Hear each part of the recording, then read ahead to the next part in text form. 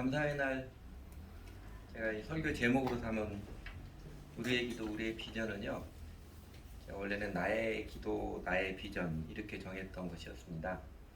이렇게 사역하는 친구들, 선교사 목사로 사역하는 친구들하고 한 달에 한 번씩 만나서 교제하는데 서로 마음에 있는 이야기들을 같이 써와가지고 같이 나누는 시간을 갖게 되었을 때 뭘 할까 하다가 제가 한 시간도 안 돼서 그냥 쭉 써내려갔던 건 그거를 나의 기도, 나의 비전에서 같이 나누는데 그 후로 보니까 오늘 여러분들하고 함께 나누는 게 감사의 날 함께 나누는 게 좋겠다 싶었습니다.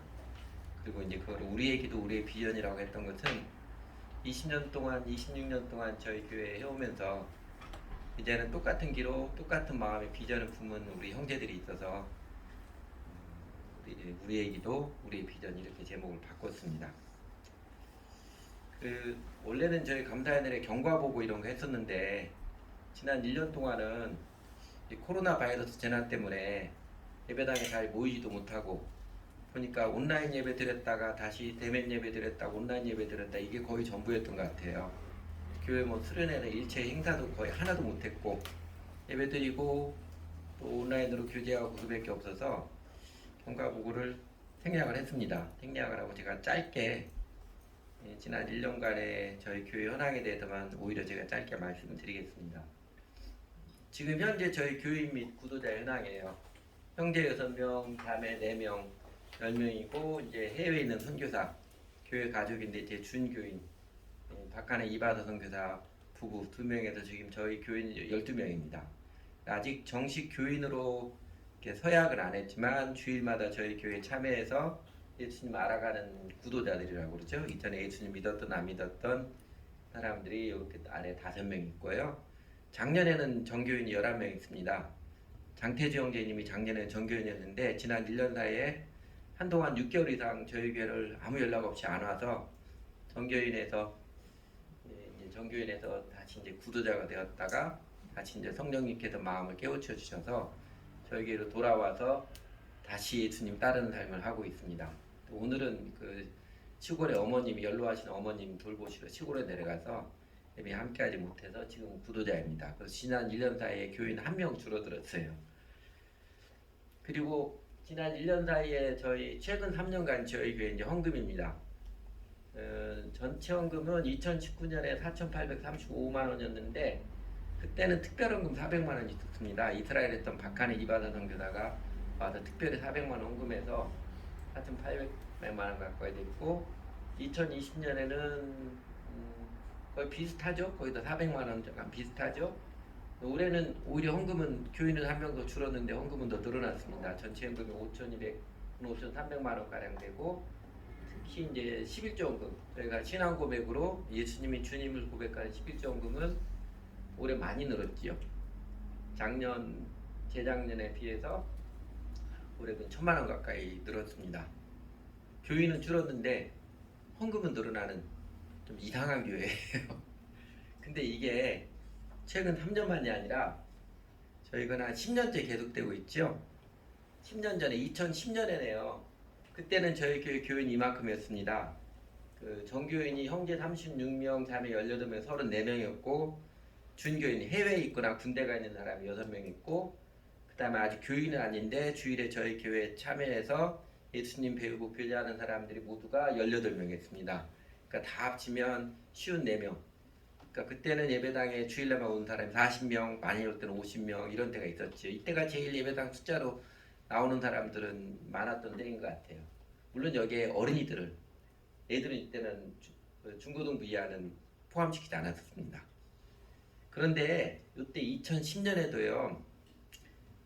그때 2010년 총 헌금액이 5,282만 원 있어요. 지금과 똑같아요. 그러니까 예배당 교인이 40명일 때나 지금 교인이 10명일 때나 헌금은 똑같습니다. 진짜 이상한 교회죠. 교인은 줄었는데 헌금은 줄지 않고 오히려 늘어난. 하나님이 이상한 건지 교회가 이상한 건지 저희 교회 현황이 이렇습니다. 더 특이한 거는 그때 정교인이 뭐 34명, 하여튼 구도자까지 하면 50명 될 때에도 제가 교회 시작하면서 강조했던 교회의 기도 우리가 우리 개인들 기도만 주구장창 하지 말고 우리 자녀들 대학 잘 가게 해주십시오. 사업 잘 돼 그것만 주구장창 하지 말고 그거는 그냥 맡기고 하나님 나라가 이 땅에 임하도록 하나님 통치가 임하도록 중보기도를 좀 하자. 그때 기도에 참석하는 멤버들은요 꾸준히 참석한 사람이 저 포함해서 두세 명이었고요. 한 번은 세 명이 기도하는데 전상배 선교사가 기도에 하겠다 와서 통곡을 하고 왔어요. 아니 이 교회는 기도하는 사람이 이렇게 정리하고 통곡을 하고 간 적이 있었습니다. 계속 그랬었는데 지금은 이제 저희가 뜻을 같이 해서 같이 기도하는 사람이 5명, 꾸준하게 기도한다는 5명이죠. 권사님, 그 다음에 기준형제님, 저 정집사님, 황집사님 저 이렇게 5명이고요. 그 다음에 저희 집사람하고 최근에 강호 형제가 온라인으로지만 이제 기도에 좀 참여하기 시작을 했고, 교인이 50명일 때나 10명일 때나 기도 모임 숫자는 오히려 10명일 때도 많이 늘어났습니다. 교회가 이상한 교회인데 내용적으로 괜찮아지고 있다고 보고 있습니다. 10년 전에도 계셨던 분 알겠지만 그때도 제가 말씀드렸지요. 여러분 이렇게 그냥 한국 교회 교인들의 그 보편적인 문화인 일요일날 예배하면 참석하면 됐지. 이 생각으로 우리게 못 버팁니다. 이 생각으로 예수 믿는 것도 아니고 그냥 기독교 종교인이고 우리게 더 버티지 못합니다 했는데 정말 그렇게 됐어요. 그래서 결국은 예수를 주님으로서 이제 예수를 위해 살겠다는 그런 사람 아니고는 우리게 좋아하면서 다 떠났어요. 교회는 사람 우선적으로 많이 모이는 게 우선적인 목적은 아니니까요. 하나님이 그러나 우리 교회를 이렇게 지켜주시고 돌보아 주셨습니다. 오히려 적은 숫자지만 이제는 하나님 나라의 비전을 안고 기도하는 그런 사람들의 팀워크로 이끌어가고 있습니다. 그렇게 이제 교인이 줄어든 큰 원인 중에 하나가 이 교회의 기도. 교회가 하나님 나라 먼저 가는 교회 기도 모임 때문에 제가 기도 모임 나와야 진짜 교인이라고 예수님한테 강조를 하고 하니까 나중에 이제 듣기 싫어서 이제 안 나오고 뭐 이러더라고요. 그게 큰 원인이었어요. 그러면서 20년, 26년 지내면서 오히려 꾸준하게 기도하면 하나님께서 마음에 새겨주시고 깨우쳐주고 열어주신 게 있습니다. 하나님 나라의 비전인데 제가 그거를 여러분들과 나누고자 합니다. 저희 교회가 이제 그거 하기 전에 그래서 이제 지금 현재는 교인 10명이지만 이렇게 하나님께서 이 교회 생활에는 지장이 없도록 그러니까 그렇게 부하지도 않고 가난하지도 않고 하나님 기뻐하며 살아갈 수만큼 하나님의 선물들은 주님께서 신실하게 베풀어 주셨습니다. 이렇게 들어가는데 이제 교회 생활에 대한 저희 교회는 이렇게 생활합니다. 저희 교회 방문하신 분들도 있으니까 소개를 좀 해드리겠습니다. 그 사람이 이제 영적 갈망이죠. 인간의 기본적인 영적 갈망이 3가지입니다. 하나는 초월의 갈망, 두 번째는 의미의 갈망, 세 번째는 사랑의 갈망입니다. 존 스타트 목사님께서 그 기독교의 기본 진리에서 밝혔던 내용인데 이건 무슨 이야기냐면요. 사람이 돈을 많이 벌고 그 다음에 세상에 재밌는 오락거리 많이 하고 세상에 권력이 있어도요. 영혼 깊이의 초월의 갈망, 그 다음에 내 삶이 의미 있고 가치가 있는 의미의 갈망, 또 내가 사랑받는다는 사랑의 갈망이 충족되지 않으면 행복하지 못합니다. 원기 허전해요. 인간의 정작 살면서 행복을 느끼는 것은 내 영혼 깊이에는 초월의 갈망이 터치가 돼야 되고 의미의 발견이 돼야 되고 그 다음에 내가 무조건적인 사랑받는 존재라는 그 체험이 돼야 됩니다. 사실 이 초월 의미 사랑의 갈망을 채워주시는 하나님이시죠. 하나님과 관계가 온전히 회복될 때 이 3가지 갈망이 채워져서 사람은 비로소 삶의 환경이 어떠하든지 주변 사람들 어떤 모습이든지 행복하게 평안하고 담대하게 살아갑니다. 근데 교회가 이런 영적 갈망을 하나님으로부터 오는 영적 갈망을 채워주기 위해서 이런 활동들을 하지요. 하나님의 임재를 경험하는 보이지 않는 하나님이 우리와 함께 하심을 경험하는 그 초월의 경험은 예배하고 함께 기도하는 교회의 기도를 통해서 경험을 합니다. 그리고 이제 의미의 갈망은 가르침이죠. 성경 말씀을 통해서 인생은 이런 것이구나. 세상은 이런 것이구나. 그 깨달음의 기쁨을 느끼게 하는 게 이제 가르침이죠. 설교든 성경학교든 또 개인적인 권면을 통해서든. 그리고 이제 사랑의 갈망은 공동체죠. 우리가 예수님의 가족으로 아무런 조건 없이 사랑의 삶을 나누는 그것 통해서 하나님의 사랑을 충족을 받게 됩니다. 그래서 모든 교회의 모본이라 할 수 있는 초대교회 사도행전 2장 42절에 보면 그 그 초대교회 교회 생활을 이렇게 했죠. 저희가 사도의 가르침을 받아서 서로 교제하며 그다음에 떡을 떼며 떡을 뗐다는 것은 예배드렸다는 것입니다. 그다음에 기도하기를 전혀 힘쓰니라. 즉 영적 지도자들의 코칭을 받아가지고 교제하고 삶을 서로 나누어 교제하고 그다음에 함께 예배에 참여하고 함께 기도함으로써 우리 인간 각 사람의 영혼의 궁극적인 갈망, 이 초월과 의미와 사랑의 갈망이 하나님으로부터 채워지는 것을 경험하면서 신나게 살아가는 것이지요.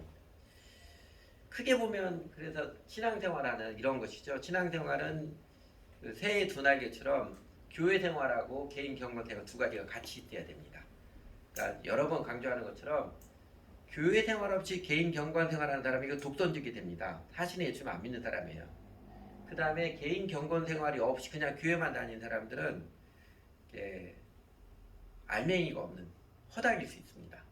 허약한 그런 모습이 있어서 그 영적 인도자들의 코칭을 받아서 가르침 라이프 코칭을 통해서 교회 생활을 통해서는 함께 예배드리는 하나님께 사랑을 고백하고 하나님 사랑으로 예배드리는 것, 그 다음에 하나님의 통치가 하나님의 사랑과 정의의 통치가 이 땅에 임하도록 교회가 함께 기도하는 것, 그리고 교회가 있도록 사랑하며 교제하며 살아가는 것, 이거를 통해서 그 초월, 의미, 사랑에 대한 욕구들이 갈망들이 충족이 되어야지 바라고 그 다음에 이제 개인적으로죠. 말씀과 기도를 통해서 예수님과 꾸준히 교제하는 틈에서 우리 속사람이 강건해지는 그 세상을 이기고 세상에 여러 환경 어떤 환경이 있을 때도 담대함을 잃어버리지 않고 항상 기뻐하며 범사에 감사하는 그 능력들을 생명들을 경험하게 됩니다. 이렇게 살아가는데 오늘 제가 여러분들에게 말씀드리고 싶은 것은 이제 교회의 기도에 대해서부터 시작을 해서 말씀을 드리겠습니다. 요거는 이제 지난주 금요일 밤에 교회 기도했던 그 첫 번째 프레젠트 화면인데 20년 넘게 26년 동안 교회 기도하면서 하나님께서 가르쳐 준 것들이 있습니다. 아, 정말로 교회는 하나님의 나라가, 하나님의 통치가 우리가 속한 이 땅, 공간적인 공동체, 그 다음에 시대적인 시간적인 공동체가 임하기를 기도하는 게 교회의 큰 목적이구나. 제일 주된 목적인 것 같아요. 그거 가르쳐 주셨어요. 그리고 저희가 두세 명이 간신히 교회의 기도의 명맥을 지켜올 때도 하나님께서 저희가 교회의 기도를 드리는데 놀랍도록 응답을 해주셔서 저희 스스로도 깜짝 놀란 적이 많았습니다. 그렇게 지지하고 확인하고 격려해 주셨죠.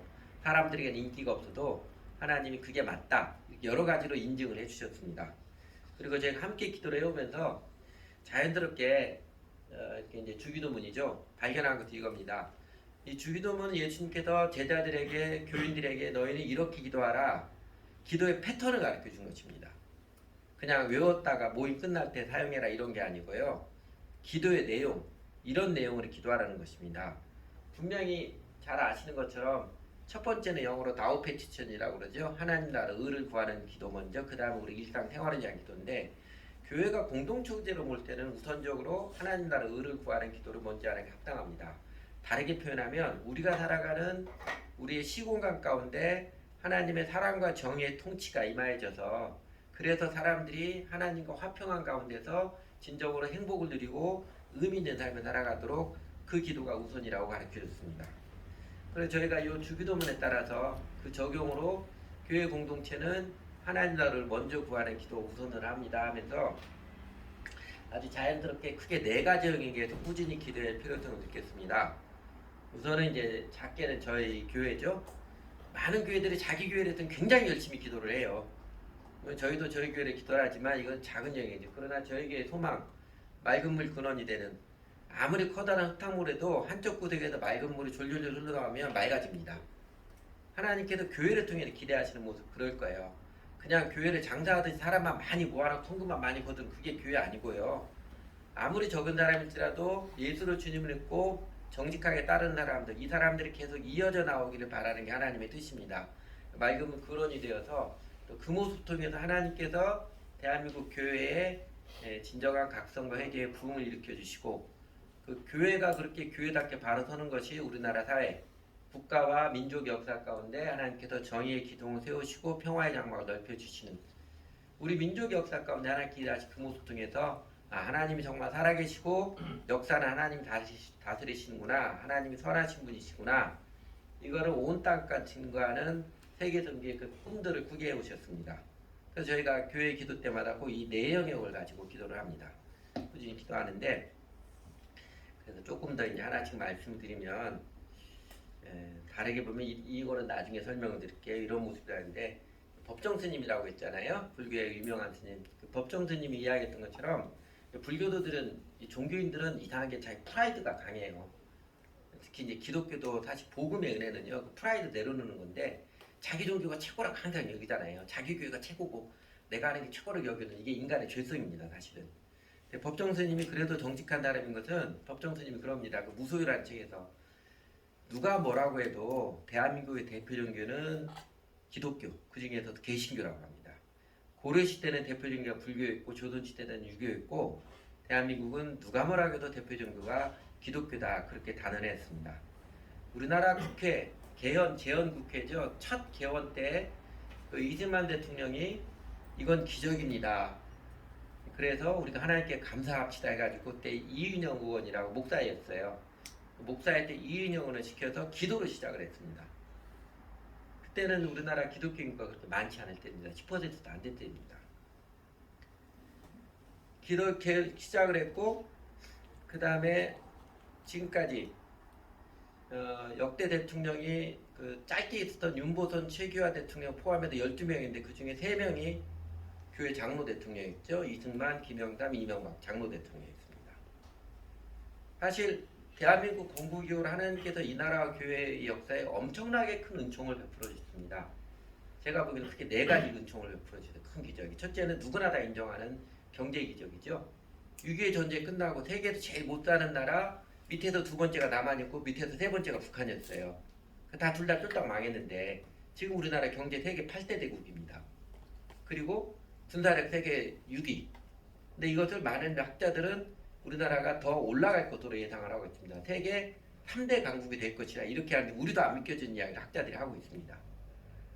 경제 기적은 말할 수 없는 것이죠. 근데 그보다 더 놀라운 기적은 민주주의의 기적이에요.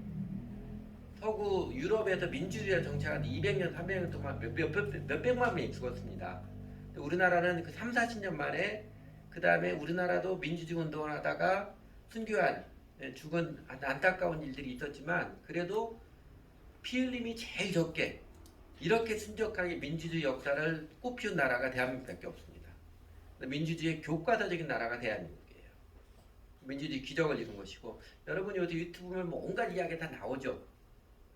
나이 드신 분들 알겠지만 3, 40년 전만 해도 어디 함부로 그렇게 말을 어떻게 해요. 그냥 지도세도 모르게 잡혀가는데 그런 데 있었습니다. 이렇게 언론의 자유가 보장되고 사회가 밝은 사회가 된 것, 이것도 하나님의 은혜입니다. 한국 사람들, 하나님 모르는 사람들은 우리 민족이 뛰어나서 우리가 열심히 돼서 돈도 부자가 됐고 민주주의 이렇겠다고 하는데, 역사를 자세히 보는 사람 이건 정말 기적이에요. 사람들 운치 기삼이라고 그러잖아요. 개인의 사업도 그렇고 인생도 그렇고 운이 70%고 자기 노력은 30%밖에 안 된다는데, 하나님 알면서 그렇게 이야기하거든요.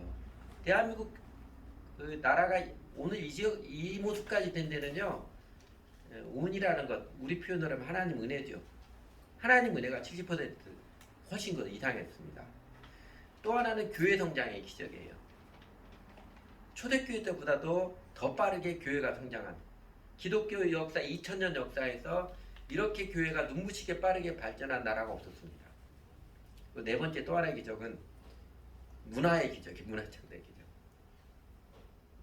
80년대 초까지만 해도 이 외국 문화를, 특히 일본 문화를 다 통제를 했습니다. 일본 음악 방송에도 못 틀게 하고 일본 영화 못 나오게 했는데, 80년대 초에 이제 그걸 문화 개방을 하면서 굉장히 걱정을 했어요. 그러면 우리나라 문화는 일본에게 또 다 종속되는 거 아니냐 우려를 했었는데, 웬걸 막상 개봉을 한 시대가 지나고 나니까 오히려 일본이 우리나라 한국 문화에 다 잠식당하고 있고, 지금은 대한민국 문화가 세계에서 아주 꽃피고 있죠. BTS 모르는 사람도 없습니다. 오징어 게임 모르는 사람 없어요, 세계는. 이것도 기적이에요. 하나님께서 은총을 베풀어 주신 것이지요. 엄청나게 은총을 베풀어 주셨는데, 근데 유감스럽게도 하나님께서 특히 사회 민주주의 정의를 세운 역사와 대한민국 교회가, 주류 교회가 성장한 역사는요, 좀 엇갈린 행보를 보여왔습니다. 3명의 장로 대통령 모두 다 끝이 좋지 않았지요. 안타깝지만 끝이 좋지 않았고, 또 하나는 이런 여러 가지 모습입니다. 여러분, 우리나라 민주주의 운동에 중요한 역할을 했은 분이 그 천주교 김수환 추기경이잖아요. 그분의 역할이 참 지대했습니다. 근데 여러분, 김수환 추기경의 민주주의 운동의 스승이 있어요. 김수환 추기경이 스스로 자기가 인정하는, 내가 민주주의 운동하는 거 이분에게도 배웠다. 박형규 목사님입니다. 나의 믿음은 기류에 있다. 박형규 목사님인데, 이분은 그때 독재 정권으로도 무지하게 고문도 당하고 압제를 굉장히 많이 당했습니다. 근데 안타깝게도 대한민국 주류 교회는요, 박형규 목사님 목사도 아니라고 합니다. 그런 사람들이 많았어요. 문익환 목사님은 목사도 아니라는 이야기 여러분도 많이 들어보실 거예요. 그분이 평화통일운동을 했던 분인데, 심지어는 이런 분들 이야기는 마귀의 자식이라 이렇게 교회 안에서 이런 통탄할 일이 있으니까 오히려 양식 있는 사람, 지식 있는 사람들은 개신교가 그런 것들에도 아주 치를 떱니다. 전태일 씨는 이제 다 인정을 하죠. 요 근래 전태일 씨 그 애니메이션도 나왔더라고요. 우리나라 노동운동에 불을 밝힌 사람이죠. 청년 전태일인데, 나에게 그 대학 때 친구 한 명만 있으면 좋겠다. 노동법을 가르쳐주는. 근데 그 전태일 씨가 이웃사랑이죠. 같은 노동자들의 그 정말 어려운 그 처지들을 눈 감지 않고, 그리고 자기를 희생해서 노동을 했던 것은 교회에서 배웠어요. 예수님이기 때문에 그가 이웃을 사랑하고 자기를 희생해서라도 사회 정의를 바로 세우려 하는 그 역할을 했습니다. 근데 한동안 대한민국 주류 교회들, 소위 이제 복음주의 교회, 보수주의 교회는 전태일 씨를 외면했습니다. 경원시했어요. 그 전태일 씨를 장례 때 했던 그 강영용 목사님, 강원용 목사님 있죠? 그분에 대해서도 대한민국 많은 주류 교회들은 그렇게 칭찬에 인색했습니다. 세계 많은 교회 다른 사람들은 박형규 목사님, 강원용 목사님, 문익하고 이런 분들 굉장히 훌륭한 분들을 칭송을 했는데, 대한민국 교회들 적지 않은 많은 사람들은요, 그 사람들은 좀 이상한 사람, 심지어는 거듭나지 않은 사람, 이렇게까지 험담도 서슴지 않았습니다. 그래서 요새도 어떤 사람들에게는 교회가 3대 적폐 세력 중에 하나라고 불리기도 합니다. 검찰하고 재벌하고 교회, 대한민국이 바르서되면 이 세 개가 개혁이 된다, 적폐 세력이라고 불리기도 해요. 자유당 때 그 밀가루 교인이란 말이 유행했습니다. 그러다 70년대, 80년대 썬데이 크리스천이라고 그러죠. 일요일날 예배만 한번 드리고 나오는 사람들. 그 다음에 조금 더 나가서 이제 발바닥 교인이라고 그럽니다. 발바닥만 예배당 갔다 오는 사람이다 그러고, 요새는 가나안 교인이라도 그나마 예배당 나오는 것도 안 나가죠. 가나안, 떡구름 안 나갑니다. 그러니까 예수님 믿는 그 믿음의 실체를 알지 못하고 그냥 종교의 습관으로, 최소한으로 면피용으로 예배 한번 드리면 되었지. 이 얄팍한 문화가 계속 이어져 와서 교회가 교인들이 많이 늘어나도 사회 민주주의 정의를 하나님께서 이끌어 주시는데, 또 하나님께 여러 가지 은총을 베풀었는데 교회가 이렇게 크게 기여를 못한 게 참 안타깝습니다. 그리고 지금은요, 그렇게 엄청난 은총을 입은 교회가 하나님의 명백한 뜻에 따라, 하나님의 명백한 뜻은요, 죄를 버리고 정의를 세우는 것입니다. 우리가 죄로부터 구원받은 사람이잖아요. 예수 믿는 사람들 명백한 뜻이 이제 하나님 앞에 정의롭게 정직하게 삶을 세워가는 것입니다. 그 뜻에 따라서 나라와 역사의 정의를 세우기보다는 뭐에 복을 맸어요? 우리 교회 성장, 우리 교회 번영, 잘 먹고 잘 살고 돈 많이 벌고 헌금 많이 보고 대형교 이루고, 이렇게 보니까 이제는 깨우치도 안 들으니까 이제 성장도 멈추게 하셨습니다. 대한민국 교회가 양적 성장으로 피크를 때가 80년대 중반 후반이에요. 그러다가 90년대 들어갔던 교회가 성장이 정체가 됩니다. 그래서 2000년대 들어가서 지금 점점 떨어들어가고요. 그 다음에 교회 미래학자 있습니다. 교회 미래학자가 전단하기는 2040년이 되면, 2030년이 되면 대한민국 교회가 반절로 줄어들 것이다. 근데 지금 그렇게 되고 있어요. 그래서 여러분 주변에 보면 놀고 있는 목사들이 많을 거예요. 일자리가 없어요. 그 교회에 애들이 없습니다. 중고등부 애들이 없어요. 다음 세대가 없어요. 하나님이 그것을 통해서 깨우쳐 주시는 거죠. 그렇게 목매던 교회 성장, 그것에 취하지 말고 제발 본질에 충실하라. 하나님께서 무지어진 교회를 교회답게 세우라고 그렇게 깨우쳐 주는 것입니다. 좀 더 역사를 걸어 돌아가면은요, 대한민국 교회는 그 20세기 초반에 1900년대 초에 하나님의 자비를 입어서 일찍이 부흥을 경험했지요.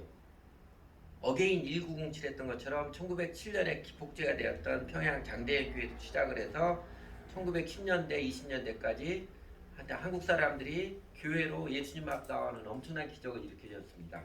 그래서 1919년에는 그때 대한민국 그 기독교인이 인구의 1%였습니다. 19년대 20년 전에 1990년에는요 100명도 안 됐어요. 다 모아도. 그 100명은 좀 과장이고 교회가 몇 개 안 됐거든요.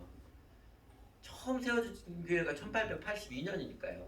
그리고 10년 동안 이렇게 몇 개 세워졌지만 안 됐습니다. 그런데 그때 대한민국 교회 1920세기 초의 부흥은요 기독교 역사에서 이전에 있었던 부흥과 조금 달랐습니다.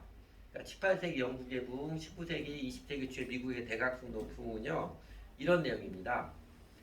이미 그때 당시 사람들은 영국이나 미국 사람 다 자신들이 그리스도인이고 구원받은 사람은 다 그렇게 알고 있었어요. 왜냐면 태어날 때부터 엄마 아빠 따라서 교회 다녔고 결혼식 뭐 우리 같으면 돌잔치 이런 거 다 교회에서 하거든요. 기독교 분야가 100%였죠. 그런데 사실 삶을 살아가는 내용은 예수님의 정신과 전혀 관계가 없었거든요. 그러다가 복음은 정직히 나타난 사람이 일어나가지고 사실은 개인적인 회심이 필요합니다. 예수를 주님으로 모시고 이제는 내 마음대로 살지 않고 예수님 배우고 따라가는 게 그게 진정한 그리스도인입니다. 그래서 영국이나 미국에서 이전에 부흥은요 교회 안에서부터 부흥입니다. 이미 교회를 다닌 사람이 사실은 내가 예수님 제대로 믿는 사람이 아니었구나. 내가 다시 이러다 지옥 가는 사람이구나 깨닫고서는 회개하고 다시 정직하게 예수님 믿는 그런 모습이었습니다.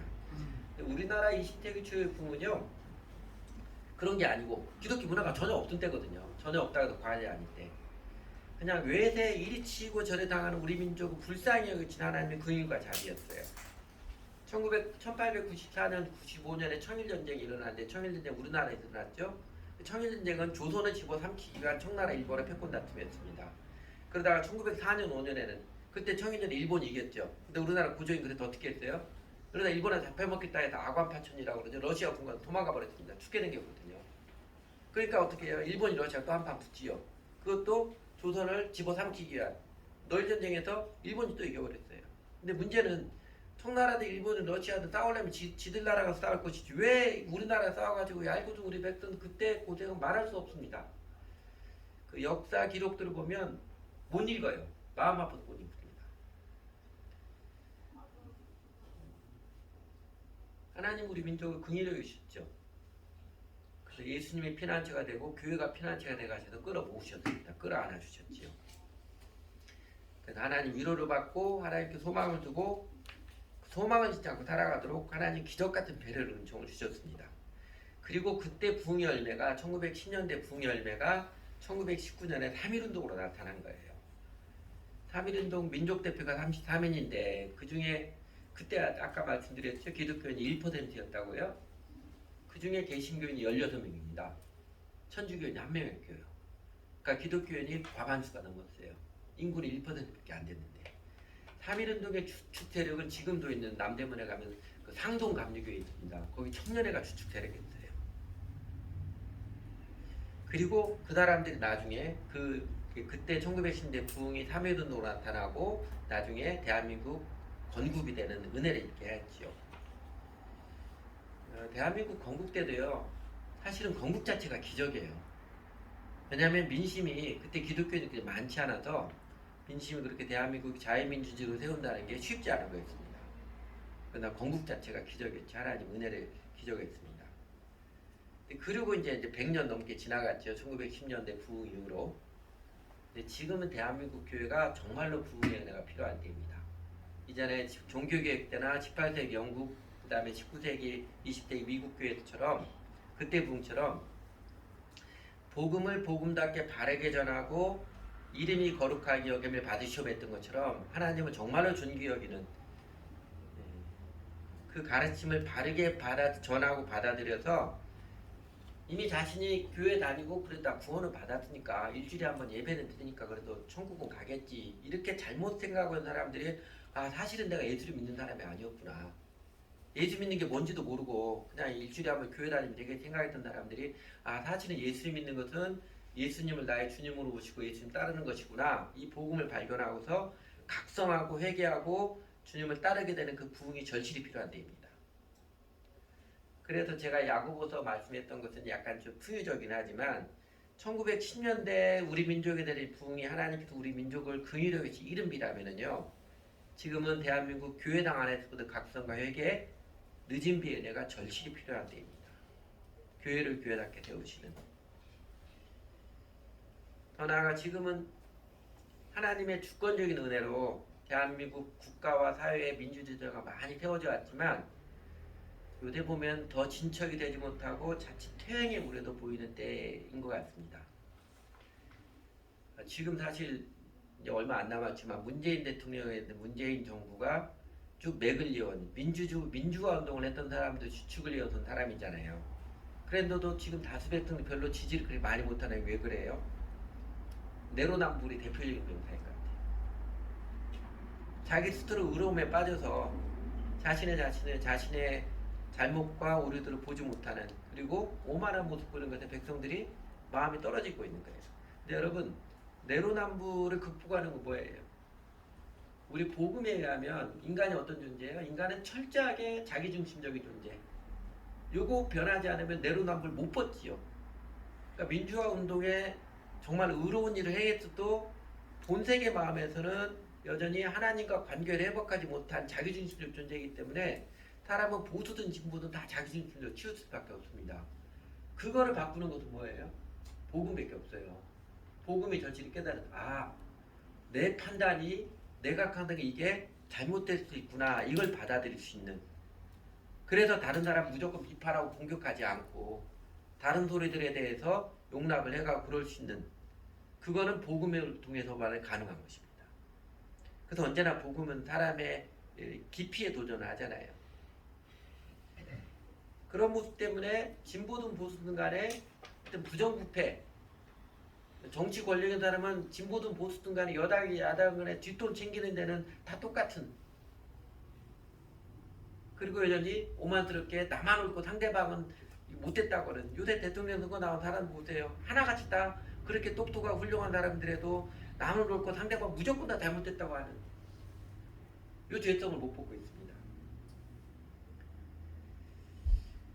그래서 하나님께서 주신 큰 은혜에 제대로 여전히 응답하지 못하고 있는 하나님께서 은혜를 주시면 정의를 바로 세우도록 자기중심성 없고 정의를 바로 세우라는 건데 응답하지 못하는 모습이고 그리고 여전히 하나님의 분단의 천형이죠. 남북 간의 분단은 아직도 냉혹한 현실입니다. 저희 교회가 20년째 낙태를 예방하는 생명운동에 참여를 하잖아요. 그 다음에 이제 저희가 또 계속 기도하는 게 우리뿐만 아니라 사회에서도 부정과 부패를 벗는 것 제발 좀 그만하자 그래도 이게 돼요. 정권이 바뀌고 해도 하여튼 권력만 잡았다면 이 사람도 어떻게든지 뒤로 불과 불포대로 자기 욕심 챙기는 걸 하니까 이거에 사회운동은 한계가 있습니다. 그 사회운동 되지 않아요. 역사가 쭉 증거하는 것입니다. 세속의 미끄러짐을 사람들의 힘으로 되돌릴 수는 없었음을 역사가 증거합니다. 그런데 제가 앞에서 잠깐 예를 들던 구체적 언제 이것도 구체적으로 말씀드릴 기회가 있으면 좋겠는데 영국에서나 미국의 그 부흥운동이 있을 때마다 교회 역사에서 부흥이 있을 때마다 교회만 새롭게 된 게 아니고요. 교회가 교회답게 바로서해주면 사회가 변합니다. 그래서 영국과 미국에서 부흥이 있을 때마다 어떤 일이 있냐면 그 교회가 교회답게 바로서니까 그래서 바로서니까 술집들이 문을 닫기 시작했어요. 그 도시에 술집들이 자진해서 문을 닫습니다. 술집에 찾아가는 사람도 없고 술집에 나오는 사람도 없고 마치 이렇게 힘이 떨어져 쭉 떨어지다가 하나님께서 부흥이 되면 쭉 올라가는 것처럼 그렇게 돼요. 그러니까 교회의 영적 부흥이 자연스럽게 사회적 도덕적 각성으로 이어져 와서 그게 나라와 민족을 정의롭게 바로 세우는 동력이 되었고 또 그 나라들은 하나님의 은총을 입어서 한 시대를 주름잡았습니다. 그게 사실 영국의 역사고 미국의 역사예요. 18세기 영국의 부흥이 그 다음에 영국의 산업혁명이 일어나서 영국이 세계 최강대로 올라났지요. 그러다 영국 세태가 미국의 대각성 운동 19세기 초 19세기 말 20세기 대각성 운동 교회가 새롭게 되어지고 미국 사회가 새롭게 되니까 일시장 세계대전에서 미국이 세계 최강국으로 섰습니다. 그리고 지금 영국도 미국도 미끄러져 가고 있어요. 다시 미끄러져 가고 있어요. 대한민국 교회가 교회답게 바로 서도록 진정한 각성과 부흥이 일어나서 그 동력이 나라의 역대 파괴된 기초로 다시 세우고 대한민국 나라를 정의롭게 세워서 정의가 나라 높이는 은혜의 기적이 있기를, 그리고 그 정의의 기둥들을 따라 평화의 장막이 널리 펼쳐지기를, 마침내 이민족에 내려주셨던 그 천형인 남북한의 분단, 그런 평화적인 통일로 극복을 하고 그 은혜의 기적을 베풀어 주시기를 저희가 20년 넘게 기도하면서 이게 우리의 기도, 우리의 비전으로 자연스럽게 품게 되었습니다. 더 나아가서 단순히 우리 민족 남북 간의 평화와 평화뿐만 아니라 그 나라가 정의롭게 바로 서서 저희가 나라 높인 세계에서 제일 뛰어난 민족이 되게 하신 아름다운 민족이 되게 하신 그것뿐만이 아니라 남북 간의 평화뿐만 아니라 요 도표처럼 주 하나님께서 이 땅의 교회들을 교회답게 바로 세우시는 권능을 통해서 우리나라 사회의 정의의 기둥들을 힘있게 널리 펼쳐주시고 그 민족의 역사에 평화의 장막들을 널리 펼쳐주셔서 이런 일이 있기를 바랍니다. 여러분, 미국과 중국이 요새 패권 경쟁하잖아요. 지금 세상 이름 딱 1차 세계대전, 2차 대전 전의 모습과 똑같아요. 경제 인플레가 위험스러운 지표로 나타나고 있고, 그 다음에 세계의 패권을 놓고 경쟁을 하고 있는, 다 평화를 빚고 패권 경쟁하면 정한되면 나중에 전쟁합니다. 딱 그때가 좀 비슷합니다. 미국과 중국이 패권 경쟁하는 시대에 힘을 의지되는 그 나라들이 부끄러운 줄 알게 되고, 그들이 우리를 통해서 하나님의 평화를 배우고 평화를 받아들이게 되는, 하나님께서 저희 나라와 민족의 역사를 평화의 축으로 사용해 주십시오. 그 기적의 역사를 이루어 주시기를 저희가 꿈꾸며 기도합니다. 성경에 보면 전도서에 보면 지혜자가 더 강한 자들 사이에 다툼을 그치겠는데 그 지혜자에는 잊혀졌다는 그런 구절도 있어요. 저희 나라가 분명히 규모가 작은 나라잖아요. 그러나 이 강한 덩치가 큰 미국과 중국, 다른 나라, 일본, 러시아 다 포함하든 미국과 중국 강한 자들 사이에 다툼을 그치게 하고 그들이 서로 힘으로 의지되고 했던 모습이 부끄러운 줄 알게 되고 하나님의 평화를 받게 되는 그 축으로 사용해 주시도록 하나님께서 저희들이 야무진 꿈을 주시고 야무진 비전을 품고 기도하게 하셨습니다. 그 시작은 어디서부터예요? 이 도표에 쓰는 것처럼 저희가 작을지라도 복음에 정직하게 응답하는 사람들, 예수를 진심으로 바람이 있고 따르는 그 모습이 대한민국 교회의 영적인 각성과 부흥이 있어서 그 교회가 교회답게 바로 세워서 그 다음에 대한민국 민족의 역사 가운데 정의의 기둥들이 세워져서 세상 모든 나라로부터 높임을 받게 되어지고 그리고 세상 모든 나라에 하나님의 평화를 전하는 그 모습 통해서 이루어지기를 제가 기도합니다. 제가 한 세기 전에 예를 들었는데 구한만장 120년 전, 130년 전이죠. 그때 우리나라가 어땠어요? 우리 민족이 열강들에 치여서 결국은 나라가 망하는 비극을 경험했잖아요. 그런 민족에게 그때 이른비의 은혜를 내려주시는 우리 하나님께서 그리고 그 후로 놀라운 성장과 발전의 은총의 기적을 베푼 주님께서 이제는 늦은 비의 은혜, 교회에 참된 부흥이 일어나서 나라 정의가 바르게 되고 평화의 장막이 넓혀진 역사를 통해서 이제는 주변 열강들에게 우리가 힘으로 그들에게 되갚아주는 복수하는 게 아니라 주변 열방들에게 하나님의 평화로 갚아주는 선으로 악을 갚는 놀라운 역사가 있기를 저희가 꿈꾸며 기도합니다. 그렇게 대한민국 교회 역사, 우리 민족의 역사에서 주 하나님께서 놀라운 은혜의 권능으로 역사하셔서 하나님의 은혜의 영광의 풍성함을 우리 나라와 민족 대한민국 교회에 내려주셔서 우리의 역사와 처지가 비슷한 나라 있죠. 이스라엘 민족들이 시기 질투가 나서 예수로 돌아오는, 그래서 그 이스라엘 회복이 마지막 땅끝까지 복음을 증가하는 성경 예언이 우리 시대에 성취되기를 꿈꾸며 기도합니다. 설명을 조금 더 드리면 저희 교회가 이렇게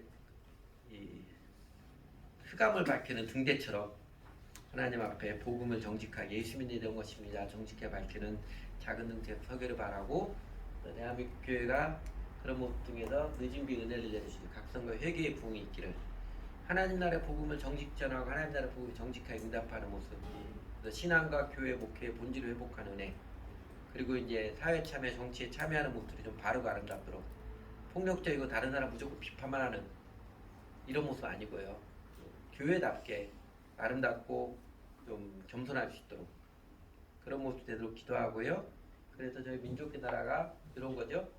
교회가 생명의 은혜를 입도록 교회의 생명, 나라의 정의, 민족의 평화 이 일이 있기를 계속 기도합니다. 그리고 이제 아까 이스라엘 있는 거예요. 로마서 11장 이야기인데 많이 아실 텐데 몇 구절 따왔는데 하나님이 그러잖아요. 처음 유대인의 역사를 좀 아시는 분들 알겠지만 예수님 원래 유대인이었잖아요. 이스라엘은 원래 하나님의 선택받은 백성이었고 하나님께서 선택받은 백성인데 유대인들이 예수님을 거절하죠. 오히려 예수님을 죽인 게 유대인들이고 유대인들이 예수님을 거절해서 바울이 복음을 전하면서 처음에는 다 유대인들을 깨우치는데 유대인들이 안 받아들여요. 그래서 하나님이 어떤 쪽으로 돌려요? 서쪽으로 유럽 쪽으로 돌리잖아요. 바울의 원래 생각은 그 소아시아에서 유대인들의 복음을 전하고자 했는데 하나님께서 막으시죠. 그 마게도니아는 환상을 보여서 막으시 서쪽으로 돌리십니다. 이방인들의 복음을 쭉 전하게 해서 지금까지 유럽을 통해서 미국을 통해서 이방인들의 복음이 쭉 증거되는 동안 유대인들은 여전히 예수님을 거부하지요. 그러면서 유대인들은 그야말로 개고생해야지요. 2000년 동안 개고생해왔습니다.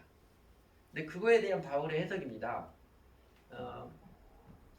11절 파란색이요. 그들의 허물 때문에 이스라엘 허물 때문에 구원이 이방 사람이 이르는데 이스라엘 사람도 오만해가지고 예수님을 메시아를 안 받아들이니까 복음이 이방 사람 서쪽으로 가서 이방색이 일어났는데 이것은 이스라엘이 질투하는 마음이 일어나게 합니다. 예수님 믿고 복음을 받아들인 정치가 받아들이는 데마다 하나님의 풍요로 느리거든요. 유럽이 그랬고 미국이 그랬고 그래서 질투심이 일어나게 하는 것이죠. 그래서 12절에 이스라엘 허물이 세상에 부유함이 되고 이스라엘 실태가 이방산에 부유함이 되었다면 그 이스라엘 유대인들이 거부한 것 때문에 복음의 은혜가 하나님의 은혜가 우리 이방인들에게 풍요를 누리게 되는데 그렇다면 만약에 이스라엘 전체가 바로 설 때에는 그 복이 얼마나 넘쳐나겠습니까? 우리 이스라엘이 하나님 앞 회개하고 돌아면 얼마나 그 복이 크겠습니까? 그 얘기하는 겁니다. 그리고 이제 25절 다시 파란색 보면 이방 사람의 수가 다 찰 때까지 이스라엘 사람들 일부고 완고해진 대로 있으라는 것과 그래 온 이스라엘 구원을 받게 되는 것입니다. 이게 다 하나님 계획이라는 거예요. 한동안 이스라엘 사람들이 복음에 눈이 가려웠다가 마침내는 이방인의 숫자가 찰 때까지 그때가 되면 이스라엘 눈이 열려서 아 우리가 잘못한 거였구나. 예수가 진정 메시아고 하나님이시구나. 회개하고 돌아오게 된다는 거예요. 그래서 맨 아래 전에 하나님께 순종하지 않던 여러분이 이제 이스라엘 불순종 때문에 하나님 잘 믿게 되었습니다.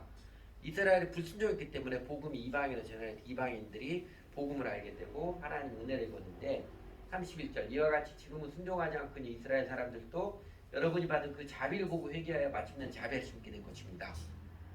이방인에게 주신 하나님의 풍요로움을 보고 이스라엘 사람 시기 질투가 내서 아 하나님 자비가 이런 것이구나 회개하고 돌아와서 하나님 자비가 있게 되고 그 이스라엘의 회복이 마침내 땅끝까지 복음을 증가하는 하나님 나라의 완성, 역사의 종말이 있더라고 그렇게 예고해주고 있습니다.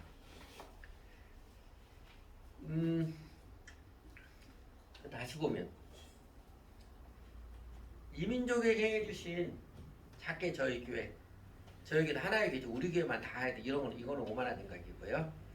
복음 앞에 정직한 작은 저희 교회도 사용해서 대한민국 교회의 진정한 영적 각성과 부흥을 일으켜 주셔서 그 교회를 세우지 이 땅을 고친 역사가 저희 대한민국 민족의 역사 가운데 정의의 기둥이 세워지고 평화의 장막이 넓혀져서 남북 간이 평화적인 관계가 되어지고 마침내 평화적인 통일의 기적이 이루어지고 더 나아가 그 모습이 이 패권 다툼하는 미국과 중국 세상의 모든 나라들에게 하나님의 평화를 전하는 우리 민족의 역사를 통해서 하나님이 살아계시고 역사는 하나님이 다스리시고 하나님이 선하신 분이가 힘있게 증거되어져서 그 모습 보고 이스라엘 우리가 처지와 역사가 비슷한 이스라엘이 시기 지을 때도 아 예수님이 진짜 메시아구나 그대로 돌아와서 땅끝까지 복음을 증가하는 세계 선거가 완성되는 그 꿈을 우리들에게 주셨습니다.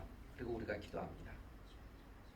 네, 대한민국 교회의 부흥 나팔 불고 요란을 떨어도 되는 일이 아닙니다. 기독교 역사에서 무조건 사람 많이 모아놓고서는 부흥이 일어난 적 한 번도 없어요. 심지어 계획 정도로 예수님께서 사실 이 인류 역사 가운데 부흥을 시작하신 거잖아요. 예수님 제자 몇 명 있어요? 12명입니다. 예수님 추종자들 많이 해야 120명입니다. 마가복음 사도행전 2장에 보면 성령을 받을 때 기도했던 사람이 120명이니까요. 영국의 그 18세기 영국의 부흥이 일어났을 때 그때 그 대표적인 사람이 캠브리지 7인이라고 합니다. 캠브리지 대학교 다니는 7명이 대표적이었어요. 이 사람들이 7명이 날마다 아니 일주일마다 한 번씩 기도하면서 그게 기폭제가 돼서 영국교회 부흥이 일어났습니다.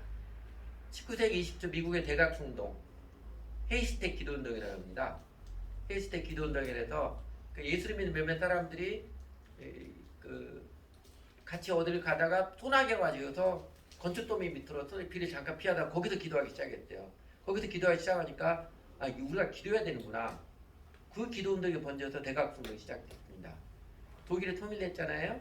독일 통일되기 이전에 그 동독 라이프치히에서 동독 사람들이 막 데모를 했어요. 나라를 좀 바로 세우라. 그 다음에 우리에게 자유를 데모했다고 막 쫓겨가지고 몇몇 청년들이 교회를 피신했어요.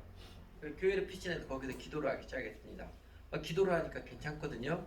그래서 그때 우리가 그러면 월요일마다 모여서 기도하자. 교회당에 모여서 월요일마다 기도하고 그리고 기도하다 보니까 우리가 세상에 불을 밝히면서 촛불을 켜고 기도하기 시작했습니다.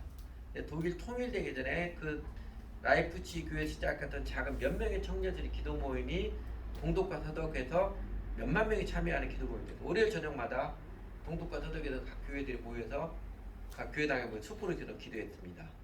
하나님 그 일을 통해 독일 통일의 은혜를 내주시지요. 우리 교인들 얼마 전에 사사기 휴재하면서 봤지요. 하나님 기도를 통해서 미디안으로부터 이스라엘을 구원하실 때 사람이 많이 모이니까 하나님이 줄이시잖아요. 줄이는 게 한 가지예요. 적게 줄이는 거예요. 그래야 이게 사람이 힘으로 한 게 아니라 하나님이 한 거다. 이거 증거하는 거죠. 사람 돈 많은 사람 있는 사람 많이 모았으면 이게 사람이 힘 모아서 한 것이지 하나님이 한 걸 안 드러나거든요.